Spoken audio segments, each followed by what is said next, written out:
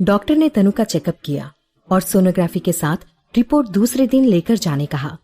उधर प्रीति और विक्रम काठ गोदाम जा रहे थे। प्रीति को अभी भी डर लग रहा था कि पता नहीं मैंने जो रायता काठ गोदाम में फैलाया है विक्रम उसके लिए क्या कहेगा। खूबसूरत पहाड़ियां और बाद में भरा रास्ता बस चालू होने वाला था। 3 घंटे हो गए थे प्रीति और विक्रम को निकले, पर दोनों में से किसी ने भी कोई बात नहीं की थी। विक्रम ने एक अच्छा होटल देखकर कार रोक ली और प्रीति से कहा, आओ थोड़ी चाय पीते हैं, उसके बाद हम आगे निकलेंगे।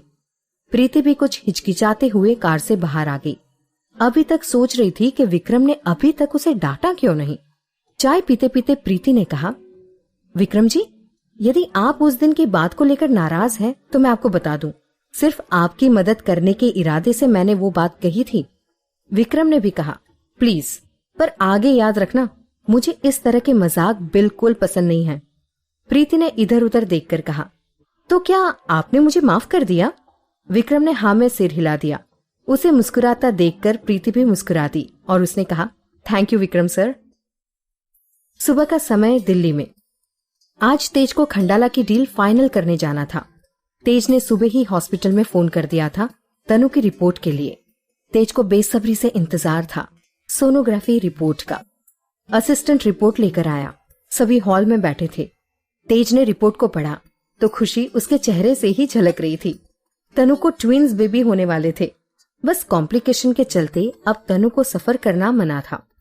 मोहित ने चहकते हुए कहा, ओ दीदी, अब मुझसे भी छोटा कोई होगा, पर मैं तो कुछ दिन के बाद ही ऑस्ट्रेलिया चला जाऊंगा। मैं अपने भांजे या भांजी को देख नहीं पाऊंगा, पर कोई नहीं, मैं जल्दी से पेपर देकर आऊंगा, फिर मैं इन्हें खिलाऊंगा। मैं बहुत ही खुश हूँ। शिल्पा तो तनु के गले ही लग गई और धीरे से बोली, डियर, एक साथ ही ट्विंस, वाह। तनु और तेज को सभी बधाई देने लगे। तेज ने कहा, आज मैं सबसे ज्यादा खुश हूँ। दादाजी बोल के गए हैं गोद भराई की रस्म जल्दी ही करनी है। हम जा नहीं पाएंगे तो हम दोनों ही आज की डील के बाद अगले महीने खंडाला चले जाएंगे। तब तक के लिए तनु यहीं रहेगी। अंगद जी बोले, बेटा तुम दोनों यहीं रहो, सभी यहाँ उसका ध्यान रखने के लिए हैं। तेज मुस्कुरा दिया पर कुछ नहीं कहा। तनु समझ गई थी कि तेज के मन में क्या है। वो भी मुस्कुरा दी। तेज चौपर से जाने वाला था तो वो निकलने की तैयारी करने लगा। मोहित ने कहा, जीजू, मैं भी खंडाला नहीं गया हूँ, प्लीज मैं भी चलूं? तेज ने मुस्कुराते हुए कहा, अभी नहीं, पर अगले महीने मैं तुम सभी को लेकर चलूंगा। अभी मुझे जरूरी काम है। मोहित ने उदास होकर कहा, पर जीजू, मैं तो ऑस्ट्रेलिया चला जाऊंगा। तेज ने उसके बाल बिगाड़ते हुए कहा, देखो मोहित, तुम्हारा ठीक होना मेरे लिए बहुत जरूरी है। तुम्हारे फिजियोथेरेपी के पूरे सेशन हो जाएं, फिर तुम जहाँ कहोगे मैं वहाँ लेकर जाऊंगा। अगले हफ्ते ही तुम्हें वापस जाना है। मेरे लिए, अपनी दीदी के लिए तुम्हें बस थोड़ी सी तकलीफ होगी। अभी रेस्ट करो और जिन दोस्तों से भी मिलना है उन्हें घर बुला लो, ठीक? मोहित ने थोड़ा उदास होते हुए कहा, ठीक है जीजू। तेज अपने रूम में जाने ही वाला था कि राजवीर बोला, तेज रुक, मुझे भी खंडाला में काम है, मैं भी साथ चलता हूँ। तेज ने आश्चर्य से कहा, तुम्हें वहाँ क्या काम आ गया? राजवीर ने हंसकर कहा, तू चल, फिर बताता हूँ। तेज ने कहा, तू अपनी पैकिंग कर, तब तक मैं भी आता हूँ। और वो अपने रूम में चला गया। तेज अपने रूम में आया। तनु रूम में खड़े होकर तेज की फोटो को हाथ में लेकर देख रही थी। तेज ने पीछे से तनु को पकड़कर कहा, तुम मेरी नहीं अपनी फोटो देखा करो, क्योंकि हमारी 2 बेटियां होंगी, वो भी बिल्कुल तुम्हारी तरह। तनु ने कहा, नहीं, एक बेटी और एक बेटा, बिल्कुल आपकी तरह। तेज ने उसे अपनी ओर घुमाते हुए कहा, शर्त लगा लो, बेटी होगी वो भी तुम्हारी तरह। तनु ने भी तुनकते हुए कहा, बेटा होगा वो भी आपकी तरह। तेज ने मुस्कुराते हुए कहा, ठीक, देखते हैं, शर्त मैं ही जीतूंगा। अब चलता हूँ, हम जल्दी खंडाला जाएंगे। राजवीर भी जा रहा है, आश्रम का कंस्ट्रक्शन वही देखेगा। तेज ने तनु के माथे पर किस करके उसे बाय कहा तो तनु की आंखों में भी पानी आ गया। उसे रोते हुए कहा, प्लीज ध्यान से जाइएगा और जल्दी आने की कोशिश करिएगा। तेज ने भी उसके चेहरे को पकड़कर कहा, ऐसे कहोगी तो नहीं जा पाऊंगा। तुम भी अपना और मेरी दोनों बेबी का ध्यान रखना, देखना उनके खाने में कोई कमी ना हो। तनु भी रोते हुए मुस्कुरा दी। फिर तेज और राजवीर दोनों ही एयरपोर्ट के लिए निकल गए।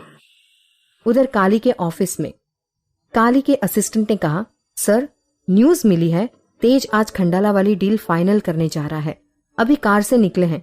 काली ने कहा। इतना बोलने और समझाने के बाद भी तेज प्रताप नहीं मान रहा। यदि वो कार से निकला है तो उसे वहां पहुंचने ही मत देना, ये डील उसके साथ ना हो पाए। असिस्टेंट ने कहा, ठीक है सर, और वो वहां से चला गया।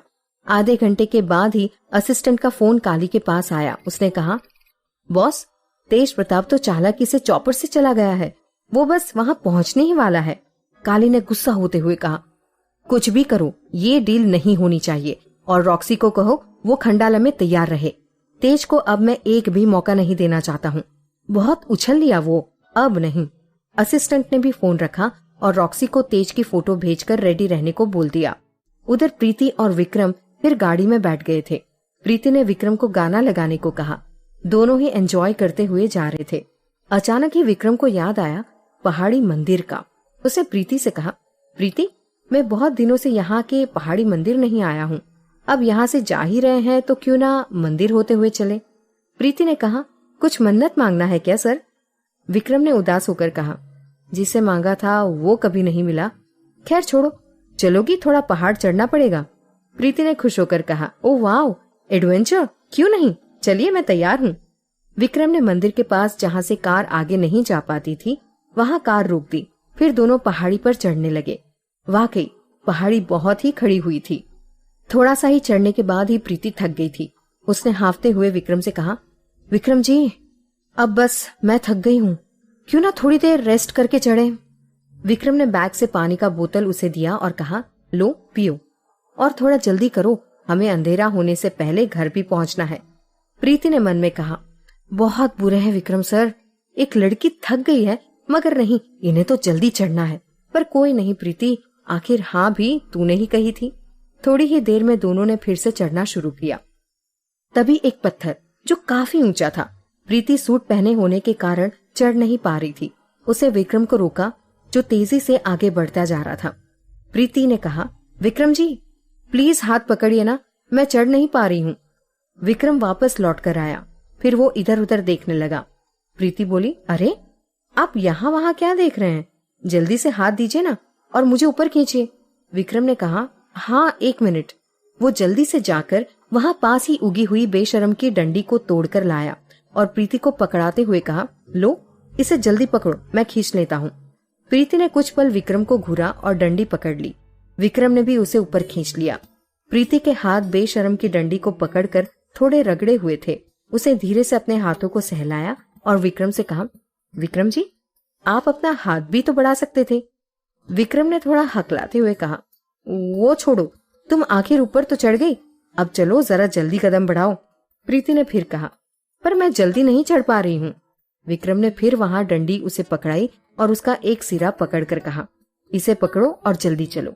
प्रीति ने कहा, रब जी बहुत ही बुरे हैं विक्रम जी, डंडी पकड़ा दी, वो भी बेशरम की।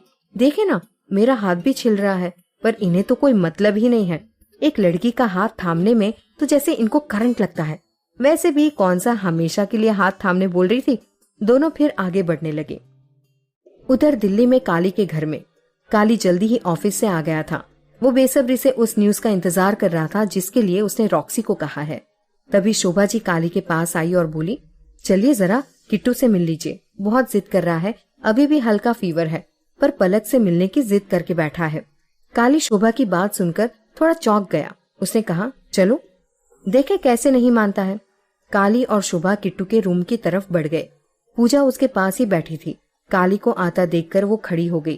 काली किट्टू के पास बैठा। उसने प्यार से किट्टू के माथे पर हाथ फेरते हुए कहा, क्या बात है मेरे राजकुमार, बहुत ही उदास है। किट्टू मुंह फुलाकर दूसरी ही तरफ देख रहा था। काली जी ने फिर कहा, एक बार मेरी तरफ देखोगे भी नहीं क्या? किट्टू ने मुंह फुलाकर काली की ओर देखा तो शोभा और काली उसके गुस्से भरे मुंह को देखकर मुस्कुरा दिए। काली और शोभा को मुस्कुराते देखकर किट्टू को और गुस्सा आने लगा। उसने गुस्से से कहा, बस थोड़ा ही बुखार था मुझे और आप लोगों ने मेरी दोस्त की पार्टी में नहीं जाने दिया। मुझे जाना है, मैंने पलक से वादा किया था मैं उसके लिए कलर सेट लाऊंगा। वो मेरी अच्छी वाली दोस्त है। उसने भी मुझे कहा था कि हम दोनों मिलकर पार्टी खत्म होने के बाद पार्टी में लगे हुए सारे बलून फोड़ेंगे, बहुत मजा आता है हमें, पर आपने मुझे जाने ही नहीं दिया। काली और शोभा उसकी भोली बातें सुनकर मुस्कुरा उठे। काली जी बोले, देखो तुम्हारी तबीयत बिल्कुल ही ठीक नहीं थी, नहीं तो हम तुम्हें वहां जरूर भेजते। पर कोई बात नहीं, हम बहुत सारे बलून ले आएंगे, आप उन्हें फोड़ लेना और आपकी फ्रेंड का गिफ्ट भी जो रखा है वो हम उसे भेज देंगे। किट्टू ने फिर गुस्से से कहा, अकेले कोई मजा आता है बलून फोड़ने में? मैं पलक के साथ ही खेलूंगा और हाँ, गिफ्ट भी मेरी दोस्त को मैं ही दूंगा। काली ने कहा, ठीक है, तो हम आपकी दोस्त को यहीं बुला लेते हैं। उन्होंने शोभा जी को इशारा किया। शोभा ने शिल्पा का नंबर ले रखा था तो जल्दी ही उसे कॉल किया।